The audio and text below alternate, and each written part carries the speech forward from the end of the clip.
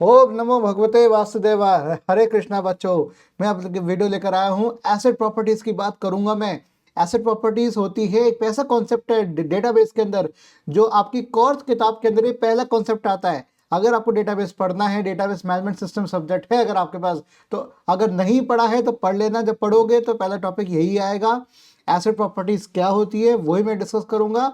अगर पूरा पढ़ना है तो मुझे भी पहले पूरा पढ़ना पड़ेगा, तो ही आप लोगों के लिए मैं लेक्चर सीरीज ला पाऊंगा। तो बिना देर करे पहले इंट्रो देख लो, लाइक कर दो मेरे वीडियो को, सब्सक्राइब कर लो मेरे चैनल को, फिर हम आगे मेन कंटेंट पे बढ़ते हैं। सी फॉर योर सेल्फ। अब पढ़ाई से डर नहीं।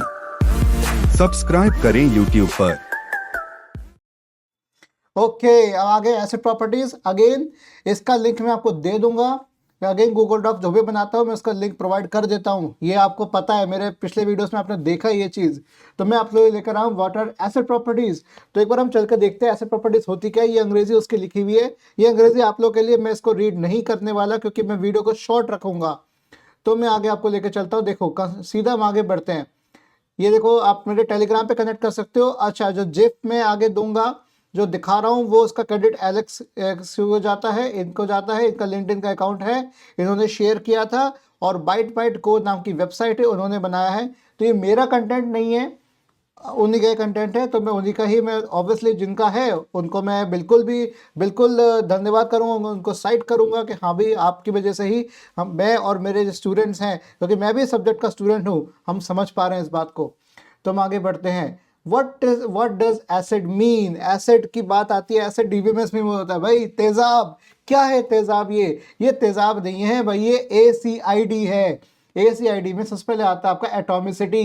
एटॉमिसिटी का मतलब हो गया ऑल और नथिंग भैया, या तो पूरा हो या तो बिल्कुल ना हो। जितने ट्रांजेक्शन हैं, सपोज करें मुझे अगर डेटाबेस में 4 अलग अलग चीजें एंट्री करनी है, अब मुझे टेबल में 4 अलग अलग चीजें एंट्री करनी है, तो चारों को चारों एंट्री कंप्लीट होनी चाहिए। या तो चारों होंगी या तो एक भी नहीं होगी। ऑल और नथिंग, कमिट ऑल और नथिंग, ये हो गया एटॉमिसिटी।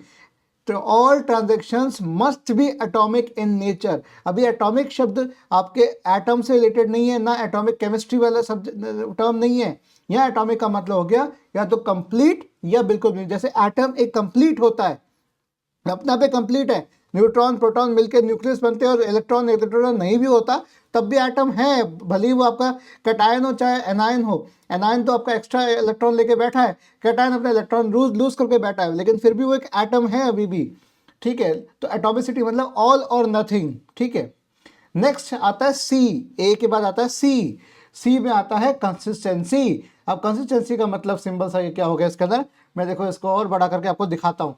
कंसिस्टेंसी में आता है प्रिजर्विंग डेटाबेस इनवेरिएंट्स। मतलब आपके, सपोज करें आप एक स्टूडेंट हैं, आपने अपने एडमिशन लिया कॉलेज के अंदर, आपने नेम अपना लिखवाया, एनरोलमेंट नंबर लिखवाया। एनरोलमेंट नंबर आपको खैर मिलता है, नेम एड्रेस कहाँ रहते हैं क्या रहते हैं, पेरेंट्स का नाम सबका आता है।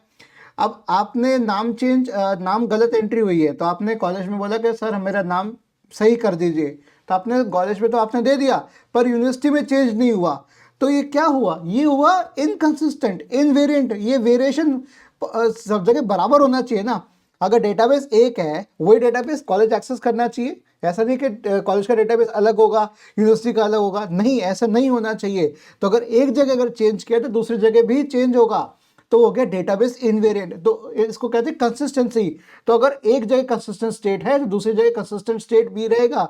अच्छा, यही चीज आपके यूपीआई ट्रांजैक्शन में भी होती है। अगर मैंने किसी पर्सन को यूपीआई 10 रुपए मैंने किए, मैंने किसी को भेजे, तो मेरे में से -10 होगा और उसके उसमें +10 होगा। कंसिस्टेंसी पूरी होगी, चाहे कैसे भी हो यार। बीच में एस्क्रो अकाउंट भी आ सकता है, कैसे भी आ सकता है, पर वो कंप्लीट होना चाहिए, कंसिस्टेंट होना चाहिए। Transaction has to be consistent. ठीक है, नेक्स्ट थिंग मेरे पास यहां पर आती है आइसोलेशन। एसिड में ACID, तो ए और सी तो बता दिया, अब आइसोलेशन की बात है। क्या कह रहा है आइसोलेशन? आइसोलेशन क्या क्या कह रहा है? आइसोलेशन कह रहा है, सिंपल सी बात कह रहा है, concurrent transactions are isolated from each other। Simple सी बात कह रहा है, कॉन्करेंट ट्रांजेक्शन जो हैं वो एक दूसरे से अलग होते हैं। अगर कोई ट्रांजेक्शन एक साथ हो रहे हैं तो दोनों एक दूसरे से अछूते रहेंगे, अलग रहेंगे। किसी एक ट्रांजेक्शन, किसी एक बात का दूसरी बात पे कोई संबंध नहीं है, कोई असर नहीं होगा। ये हो गया आपका आइसोलेशन। ठीक है, नेक्स्ट थिंग मेरे पास इसमें देखो आपको दिखा भी रखा है, राइट 1, राइट 2, राइट 3, राइट 4। आपके 4 तरह के हम 4 एंट्रीज कर रहे थे। तो पहली एंट्री जो थी राइट 1, राइट 2, पहली और दूसरी एंट्री जो दिखनी थी वो ट्रांजेक्शन ए। ट्रांजेक्शन बी वो थी दूसरी।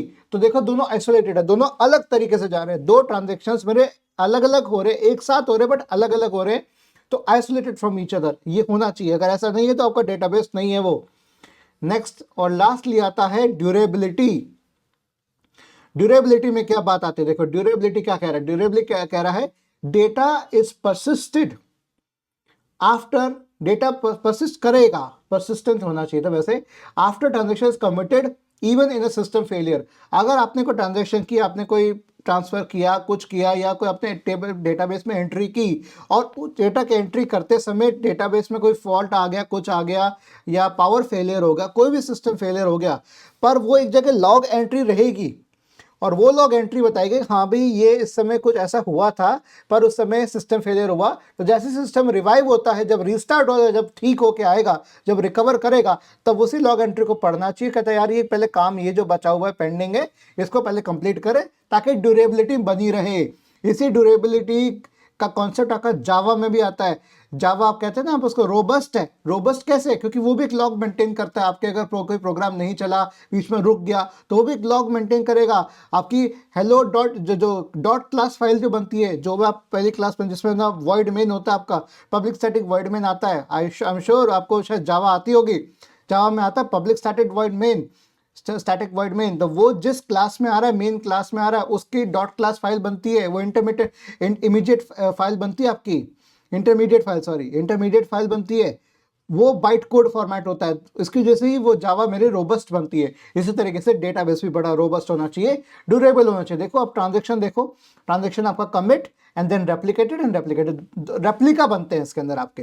तो रेप्लिका एक बैकअप रखा जाता है हमेशा, इन केस अगर मेरा पहला चीज या पहले जो मेन चीज है जहां पर मेरा डेटा जा रहा है वो फेल हो जाए, तो रेप्लिका तैयार है मेरे पास, बिल्कुल कोई दिक्कत नहीं, डेटा सेफ है मेरे पास।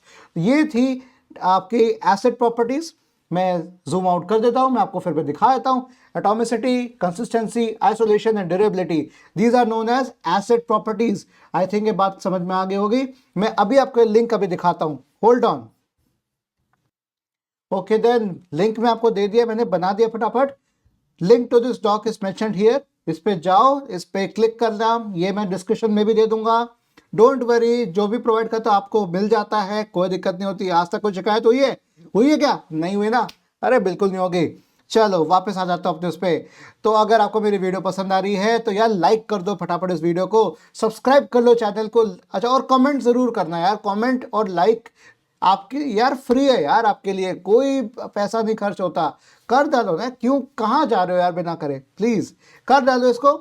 मेरे लिए बहुत it's a gold mine for me यार। आप लोग को पता नहीं है भाई, यूट्यूब पे लाइक और कमेंट ज़्यादा वैल्यूएबल है। आप सब्सक्राइब नहीं करना चाहते, मुझे पसंद नहीं करते, कोई बात नहीं, जयराम जी की कोई बात नहीं भैया।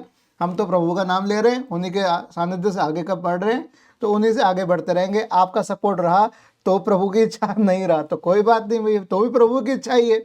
ठीक है, तो इसी के साथ ओम नमो भगवते वासुदेवाय, हरे कृष्णा। मिलते हैं अगले वीडियो में।